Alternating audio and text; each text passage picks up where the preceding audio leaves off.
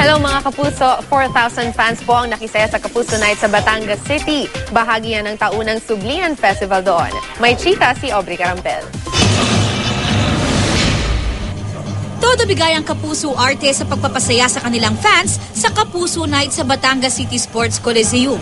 Naroon sina Heart Evangelista, Bianca King, Sam Pinto, at ang all-girls singing group na La Diva.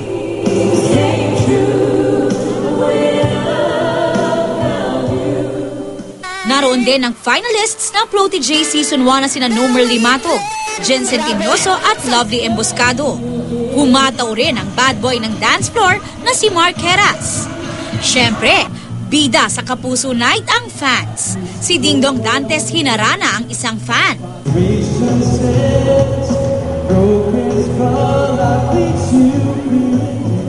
Meron ding nakipag-showdown kay Rochelle Pangilinan.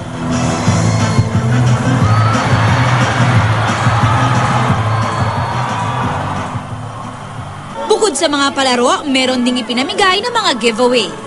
Aubrey Carampel updated sa showbiz happenings.